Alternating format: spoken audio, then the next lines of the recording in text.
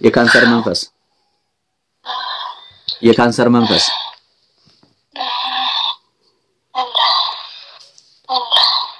የት ነው የሚኖሩት? ከኢትዮጵያ ውጭ ነው? ኢትዮጵያ ነው የሚኖሩት? አምስቱም በሷ ላይ የሚመትቱት በሷ እድል የሚጠቀሙት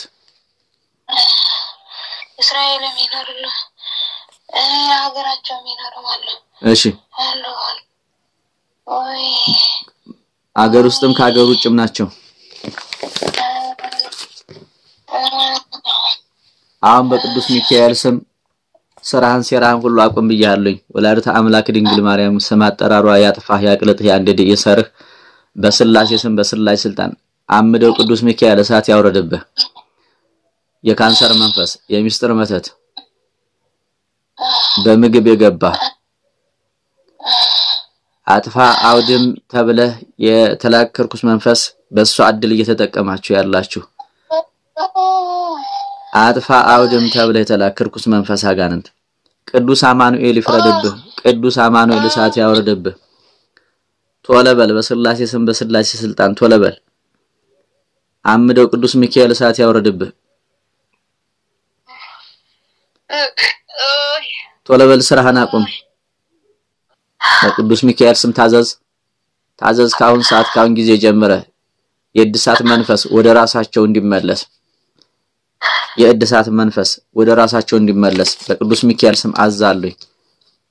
የእድሳት መንፈስ ለሷ ያሉት ወደ ራሳቸው እንዲመለስ ቅዱስ ሚካኤል ይፍረድብህ። አምደው ቅዱስ ሚካኤል ቃል ኪዳኑ ስም አጠራሩ ያጥፋ። ስም አጠራሩ ያጥፋ። ምን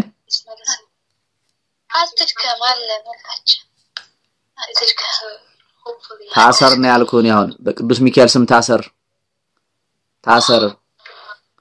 ቶለበል ታዘዝ። ከሰውነቷ ከመላከላቷ ላይ የረጨውን መርዝ ያሰራጨውን መርዝ አውጣ። ቶለበል መርዝህን አውጣ። ቶለበል በስላሴ ስም ቶለበል በወላዲተ አምላክ በድንግል ማርያም ስም በቅዱስ ሚካኤል በቅዱስ ገብርኤል ስም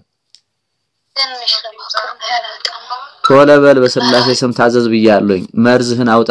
አሁን ቶለበል ስር ነው ያልኩ። አውጣ ነው ያልኩ። መርዝህን አውጣ ነው ያልኩ። መርዝህን አውጣ በስላሴ ስም ቶለበል።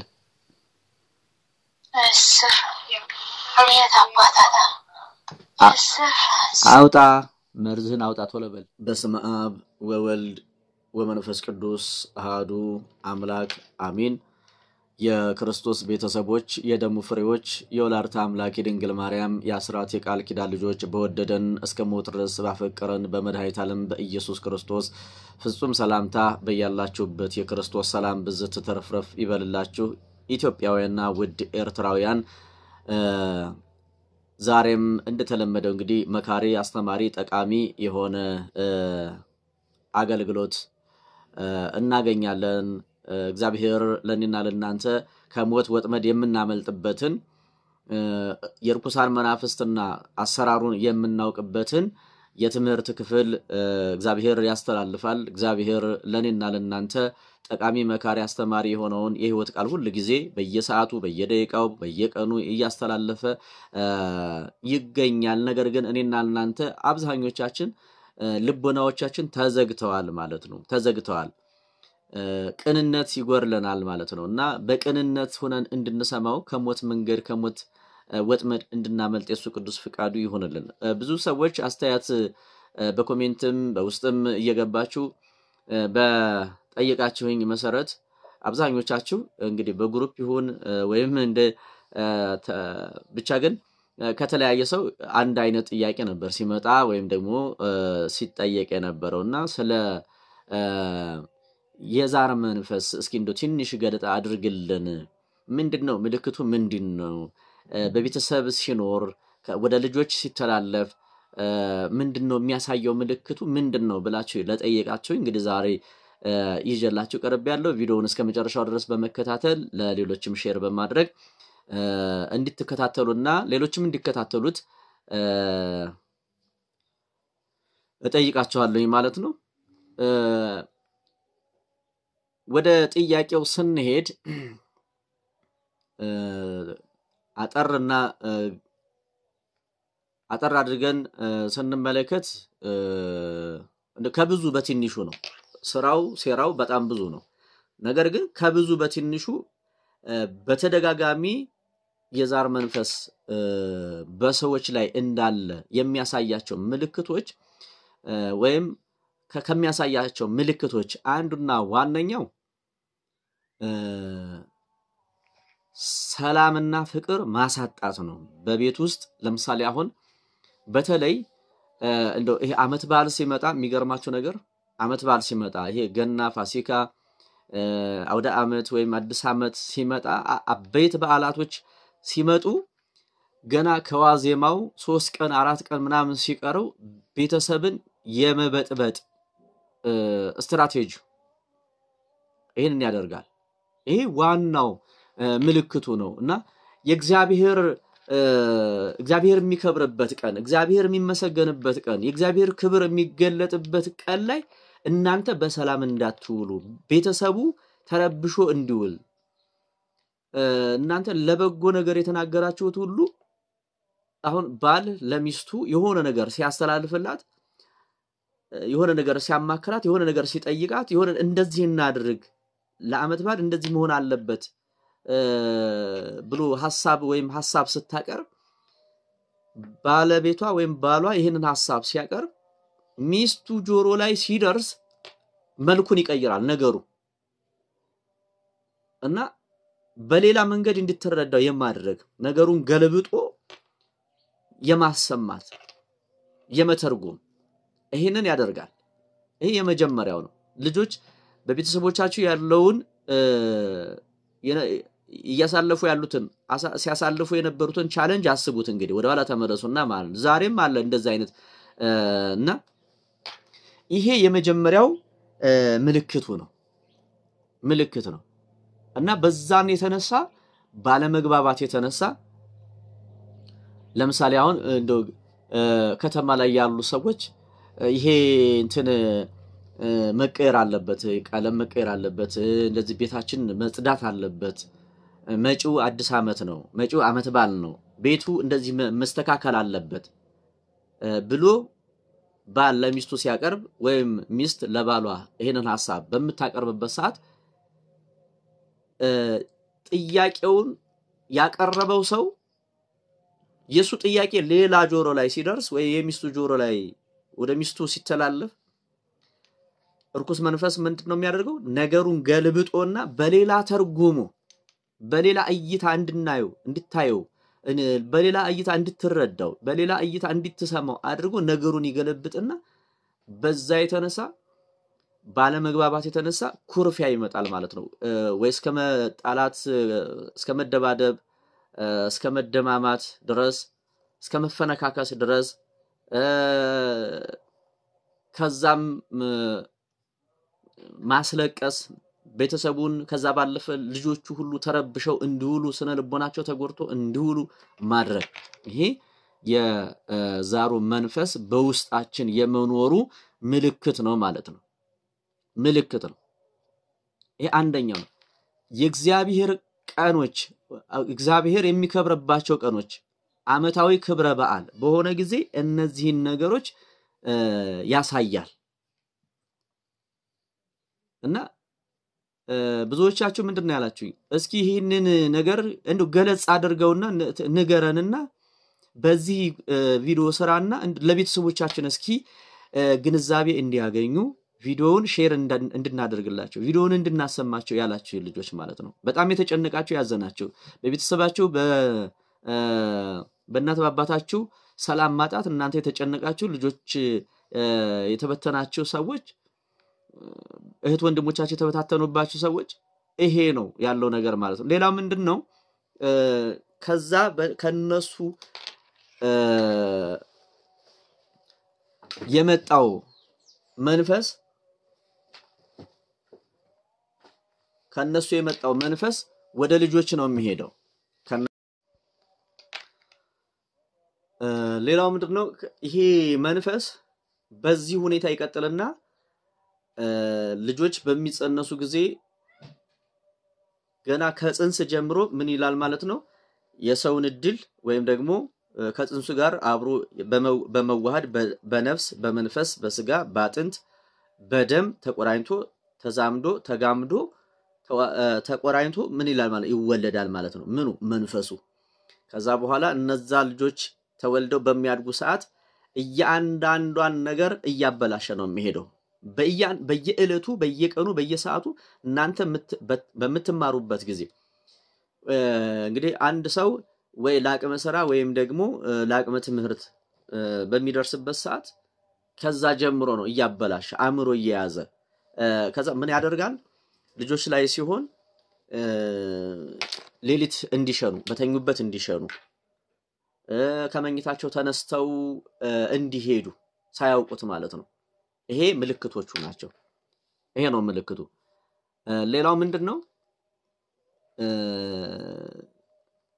ኪንታሮት ያወጣል አካላችን በሙሉ ሰውነታችን አስተውሉ የተዋህዶ ልጆች አንደኛው ምልክቱ ሌላኛው ምልክቱ ምንድነው ሰውነታችን አብዛኛው አሁን ልጆችን ስትመለከቱ ፊታቸው ላይ ኪንታሮት ይወጣል ይሄ እጃቸው ላይ ተለያየ ቦታ አካል ላይ ኪንታሮት ይወጣል ማለት ነው ይሄ የዛሩ መንፈስ ምልክቶቹ ናቸው ትልልቆቹ ላይ ደግሞ ማይሆነ ቦታ ላይ እንደዚሁ ኪንታሮት ይወጣል ማለት ነው መቀመጫቸው ላይ መቀመጫ ላይ ወይ ማህፀን ላይ ብልት አካባቢ በጣም አስቸጋሪ የሆነ ቦታ ላይ ምን ያወጣል ማለት ነው ኪንታሮት እንዲወጣ ያደርጋል ከዛ በኋላ በጣም አደገኛ የሆነ በጣም ስቃይ የሆነ ምክንያቱም ማሰቃየት ነው ትውልዱን ማሰቃየት ስለሆነ የሚፈልገው በጣም አስቸጋሪ የሆነ ቦታ ላይ ሰው እንኳን ራሱ ለማሳየት የሚከብድ ቦታ ላይ እኛ ማየት እንኳን ማንችለው ቦታ ላይ ይህ አይነት ይፈጠራል ማለት ነው ተመልከቱ ይሄ የመንፈሱ ጥቃት ነው መንፈሱ ሰዎችን ከሚያጠቃበት አንዱ ይሄ ነው እና ምን ያደርጋል መሰላችሁ እዛ ላይ በኪንታሮት መልክ ኪንታሮት እንዲወጣ ያደርጋል ደም ይፈሳል በዛ ደም አማካኝነት ሰውየው እየተሰቃየ ደም እየፈሰሰው ግብሩን ከየት ይወስዳል ማለት ነው በዛ በኩል ያገኛል ማለት ነው አያችሁ ግብሩን በዛ በኩል ያገኛል ሌላው ምንድነው በመንሰራው ስራ ላይ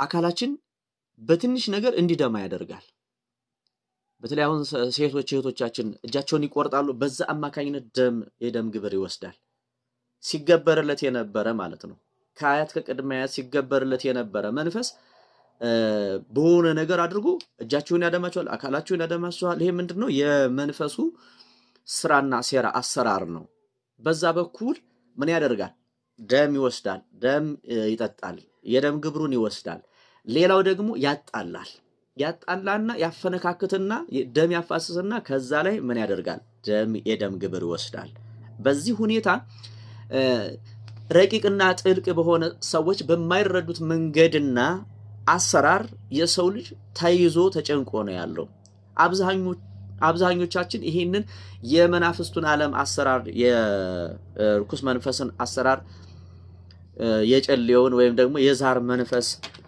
እንዴት ነው የሚለውን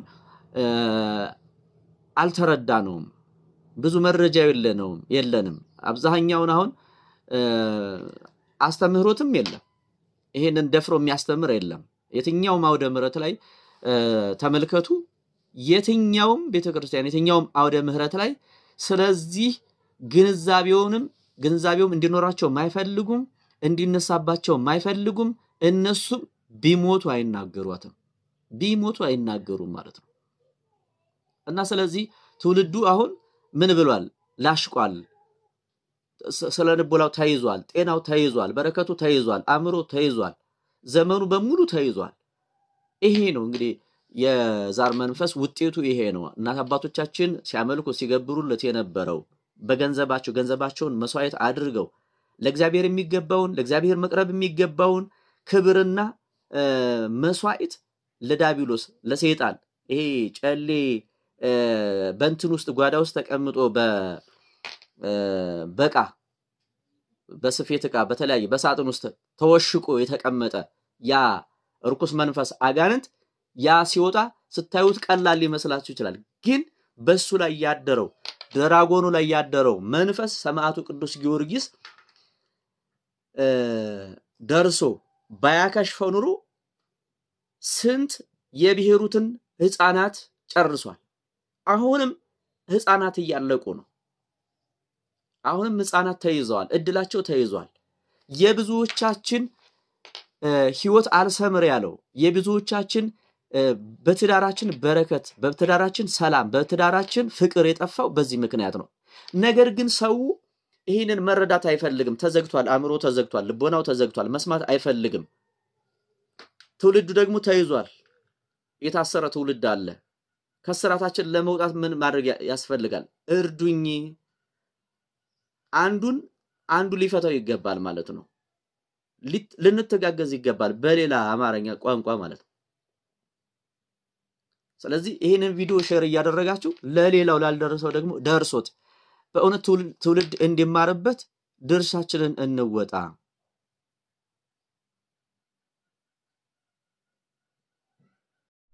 እና ቤተሰብ ይበትናል አንድም ከቤት ውስጥ አንድም ሰው ጥሩ ደረጃ ላይ እንዳይደርስ የማድረግ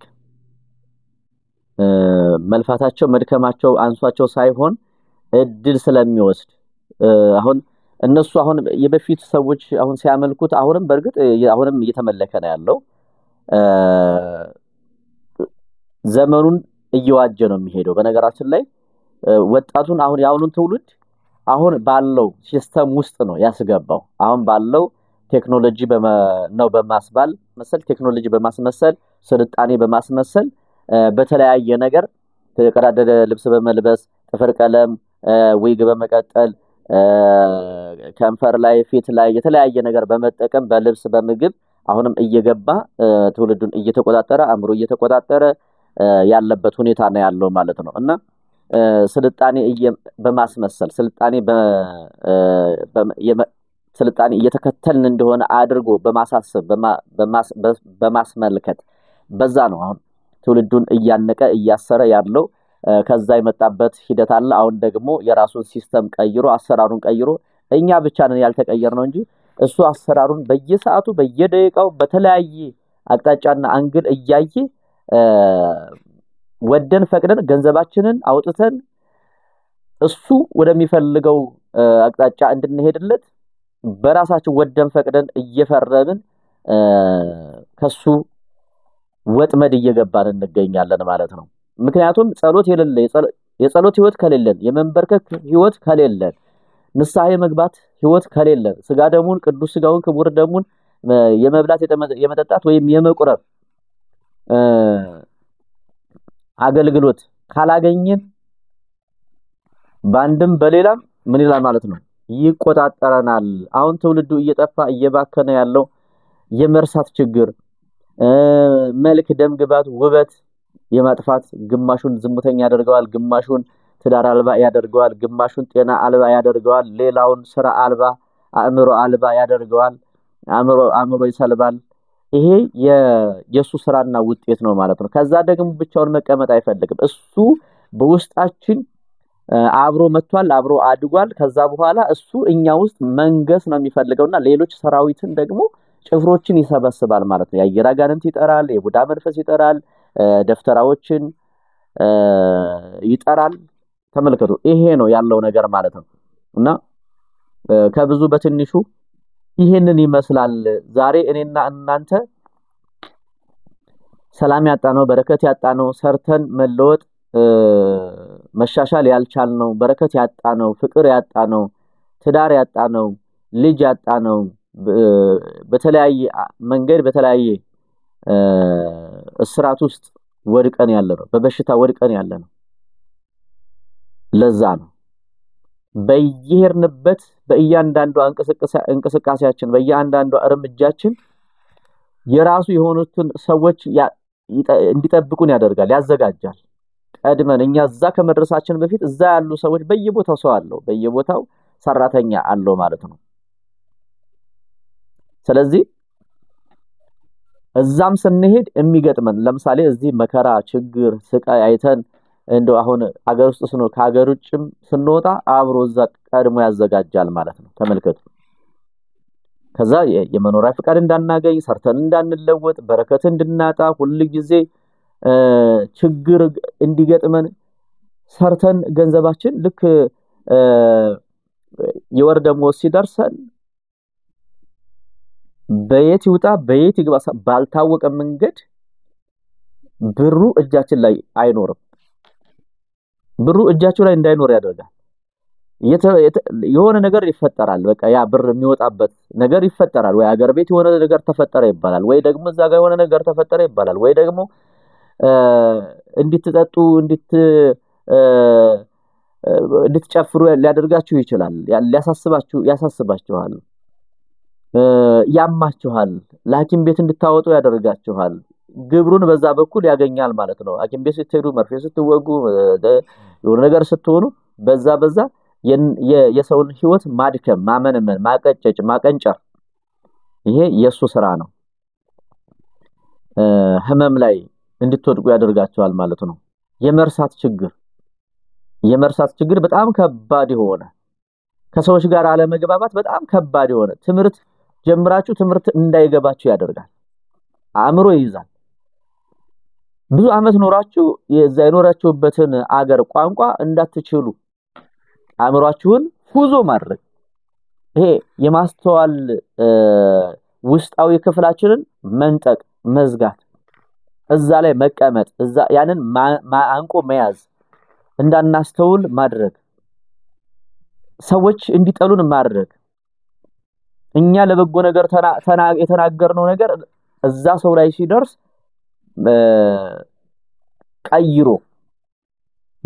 ነገሩ መልኩ ተቀይሮ እዛ በክፋት እንዲመለከቱት፣ እንዲተረጉሙት፣ እንዲሰሙት እናንተ የተናገራችሁ በጎ ነገር እነሱ ጆሮ ላይ ሲደርስ ግን ክፉ ነገር ነው፣ ስድብ አስመስሎ ነው የሚያሰማቸው።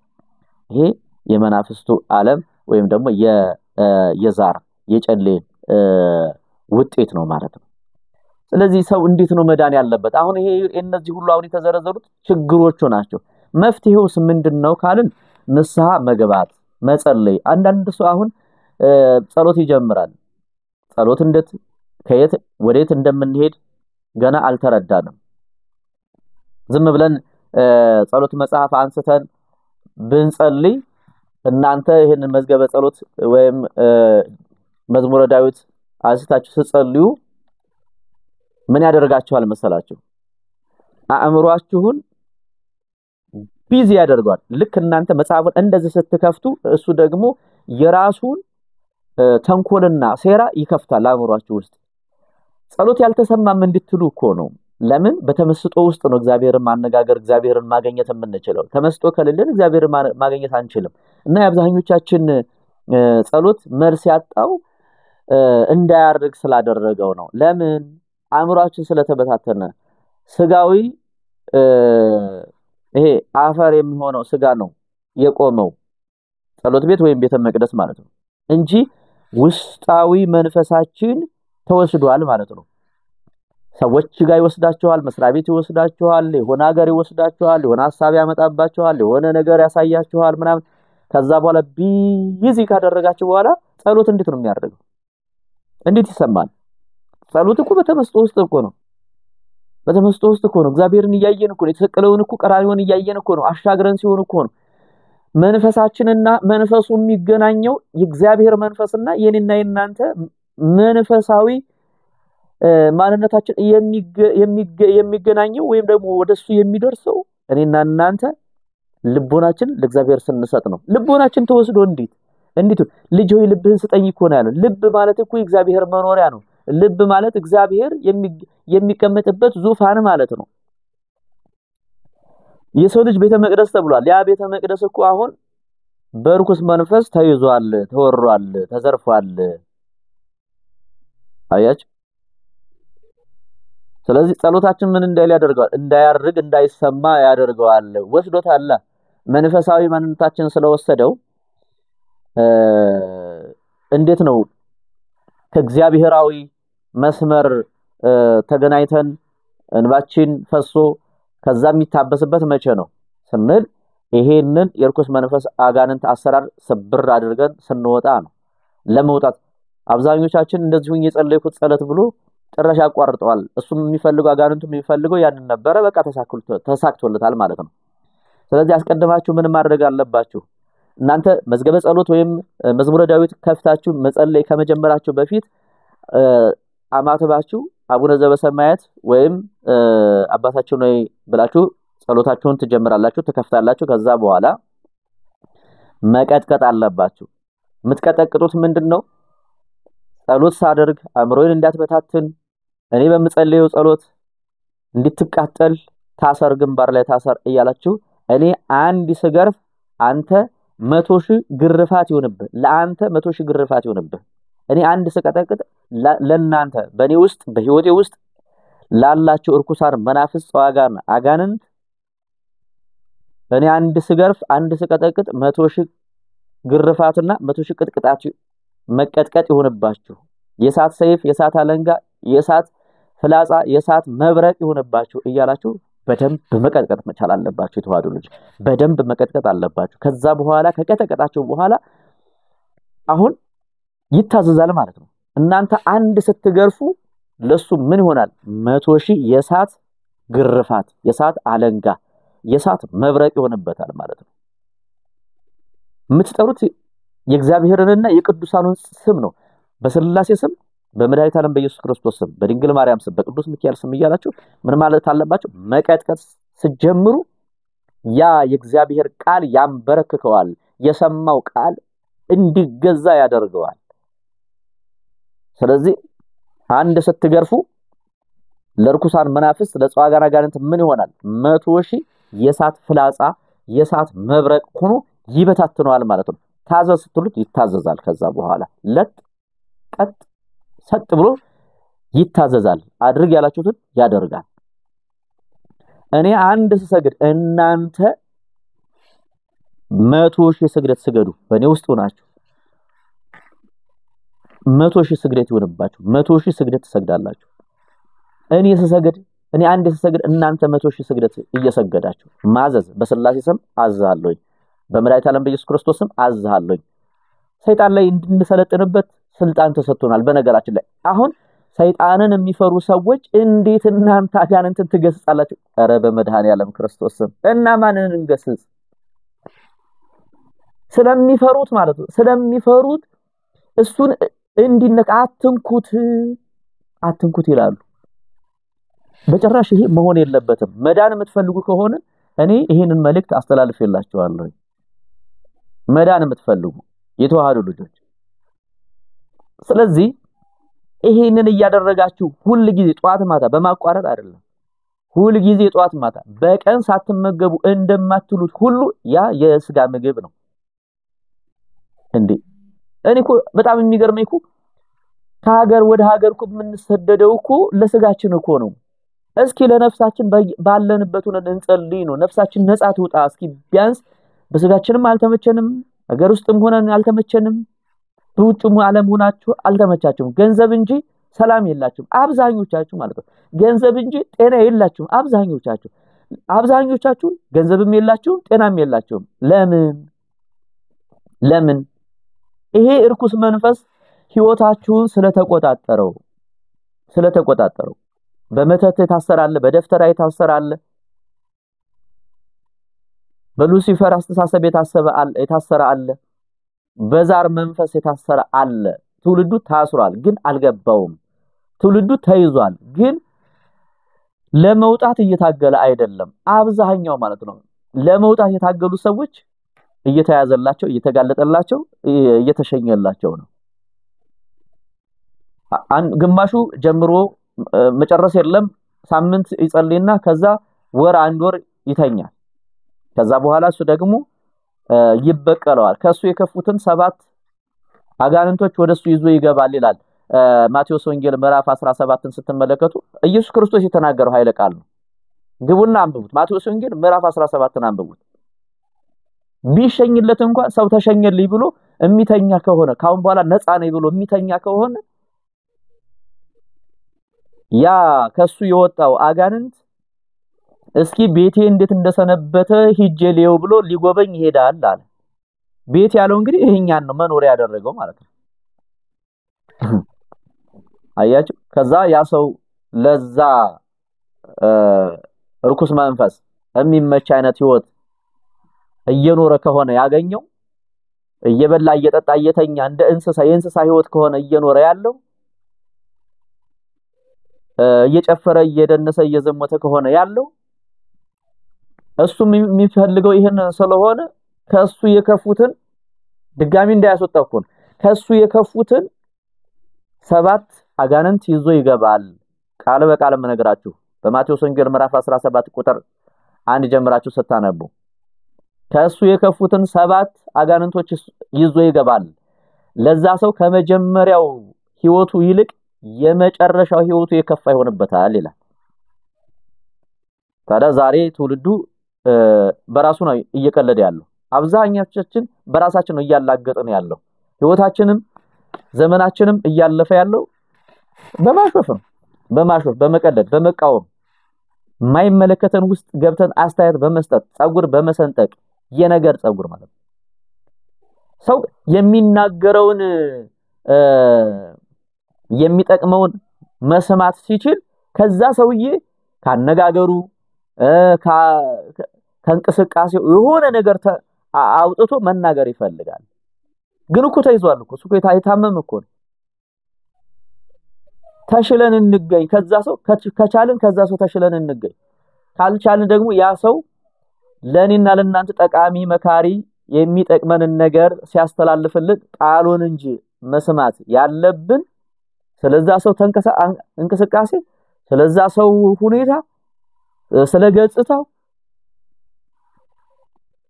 ያ አይጠቅመንም። የሚጠቅመን ይልቁን መንበርከክና መስገድ መጸደይ ንስሐ መግባት ነው።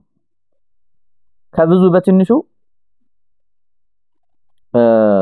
ይሄንን ይመስላል። በጣም ብዙ ትውልድ ቤተሰቡ ተበታትኖበት ሰላም ያጣበት ትውልድ አለ። ቤተሰቡ እናት አባቱ ተፋተውበት ግማሹ ጠንቋይ ቤት አሁንም እናት አባቱ እየተመላለሱ የተቸገረ ወጣት ትውልድ አለ።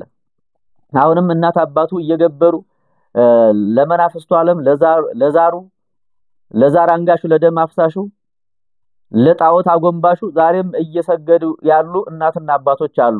ወጣቱ የነቃ ወጣት በዚህ እየተሰቃየ እየተቸገረ ነው ያለው። ተመልከቱ። ስለዚህ ጧት ማታ ለዳቢሎስ ጧት ማታ ለዛሩ መንፈስ ቡና ያፈላል፣ ቡና ይቀጠቅጣል። ጧት ማታ ማለት ነው። ጧት ማታ በቀን 3 ጊዜ 4 ጊዜ ቡና በማፍላት ጊዜውን ይጨርሳል። አይጾምም፣ ቤተክርስቲያን አይሄድም። ቤተክርስቲያን እንዲሄዱ አይፈቅድላቸውም። ለቅሶ ቤት እንኳን እንዲሄዱ ማህበራዊ ኑሮ እንዲኖሩ አይፈቅድላቸውም። ይሄ የዛሩ መንፈስ ማለት ነው። ለቅሶ ቤት ከሄደ ወይም ከሄደች ያጣምማታል።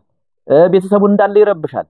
ቤተሰቡ ይታመማል፣ ቤተሰቡ ይታመሳል፣ ቤተሰቡ ይታወካል፣ ቤተሰቡ ይጣላል። ይሄ የዛሩ መንፈስ ነው። ምንጩ እኮ እሱ እኮ ነው። አሁን ይሄ የዛር መንፈስ ነው ምንጩ ማለት ነው። አሁን ዛሬ ላለንበት ይሄ ውጥንቅጥ ዓለም ውስጥ ለመግባታችን መንስኤው እሱ ነው። የመጀመሪያው እኮ እሱ እኮ ነው። አሁን ነው በሂደት እየወጣ እየተገለጠ በአንዳንድ አባቶች እየተገለጠ ያለው አሁን ነው። የመጀመሪያው ግን መነሻው ማን ነው ብለን ስንመለከት ይሄ የጨሌ መንፈስ ነውና ይሄንን ይመስላል። ይሄንን ቪዲዮ ሁላችሁም ሼር አድርጉት። ይጠቅማል፣ ለሰው ይጠቅማል። ሰው ግንዛቤ ያገኝበታል። አንድ ነፍስ እንኳን ቢድን አንድ ነፍስ እንኳን ግንዛቤ አግኝቶ አንድ ቤተሰብ ዳነ ማለት በእውነት እግዚአብሔር